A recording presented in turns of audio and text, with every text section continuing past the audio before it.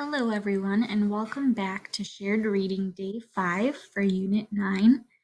So far, we've read Seattle Up and Down and Up Again and Cesar Si Se Puede, Yes We Can. Today, we will be using information from both texts and discuss how economic changes affect people and communities. We're going to listen to the reading of both texts.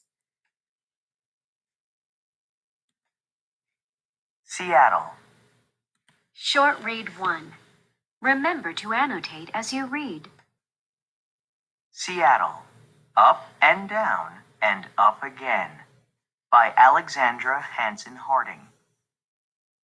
American cities have gone through many economic changes over the course of history. Some have experienced rapid growth due to new industries and technologies. Others have seen the decline of once thriving businesses. Most cities, like Seattle, Washington, face economic ups and downs over time. Today, Seattle is famous for its high-tech companies, such as Amazon. But when Seattle was established in the 1850s, its economy was supported by a lumber mill. Lumberjacks cut logs, and the lumber from those logs was shipped to help build a booming San Francisco. This profitable business helped Seattle grow. When the railroads arrived in the 1880s, Seattle's population grew quickly. In the first half of 1889, Seattle gained 1,000 new residents every month. Seattle even rebuilt after a serious fire damaged much of its business district.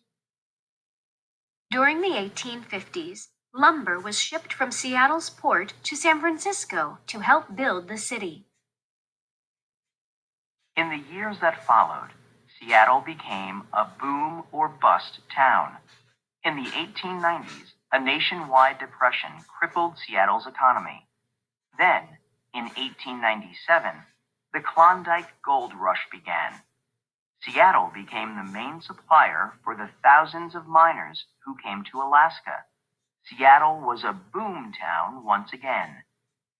Like most cities, Seattle went bust during the Great Depression of the 1930s. The city recovered when Boeing, a Seattle aircraft company, supplied warplanes for the U.S. government during World War II.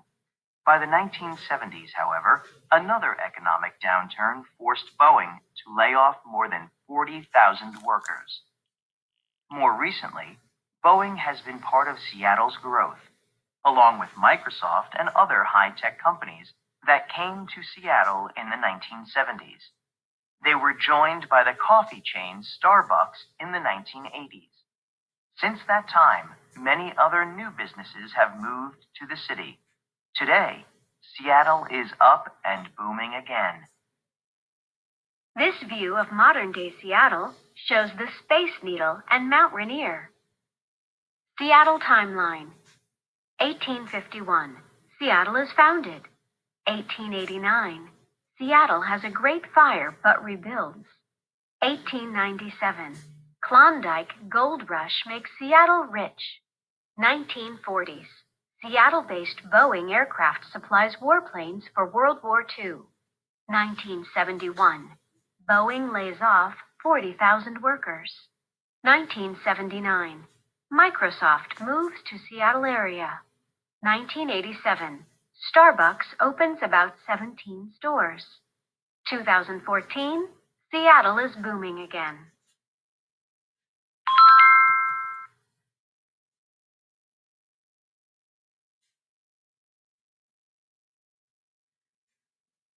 Short Read 2. Remember to annotate as you read. Cesar. Si se puede. Yes, we can. Poems by Carmen T. Bernay Grand. Who could tell? Híjole, who could tell?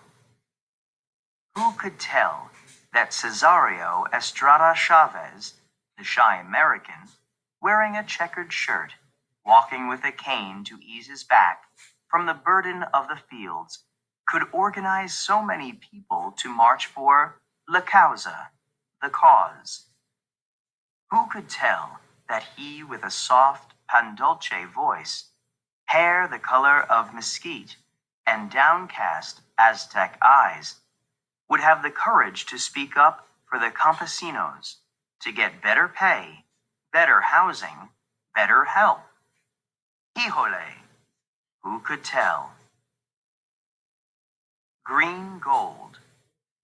Lechuguero, a lettuce thinner, a man, a woman, or a child who pulls off smaller plants to make room for bigger plants.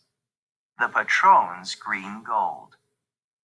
Row after row, Cesar walked, stooped over, twisted, clawing at the chuga, with El Cortito, a short-handed hoe. No boots, just shoes, sinking in mud, clay clinging to the soles. Every day swathed in scarves, covering his nose and mouth, trying not to breathe, trying not to swallow, the smelly spray blowing on him. Armpit sweating, back aching, aching, aching, too tired to feel the hunger. Sí, se puede. Yes, we can. How did Cesar do it? Asking farm workers to walk out of their jobs. Huelga, strike.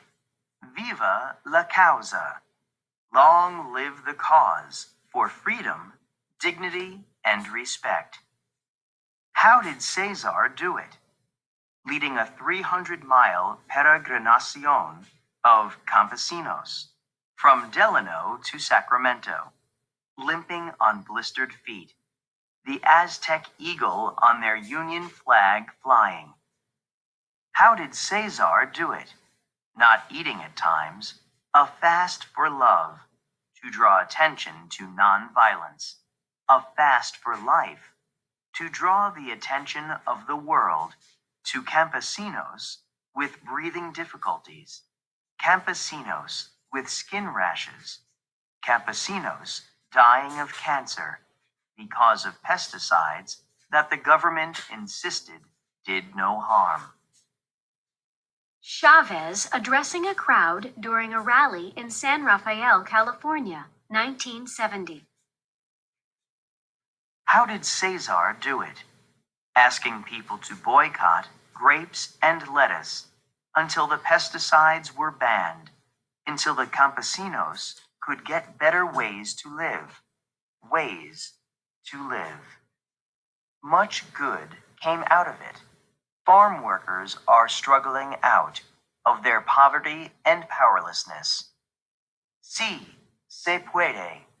Yes, we can. The answer lies with you and me. Yes, we can. That the government insisted did no harm.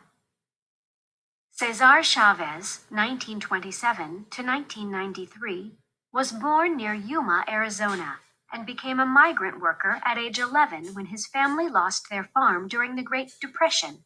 After many years as a farm laborer, Chavez started a movement to improve the conditions of workers in the fields of California.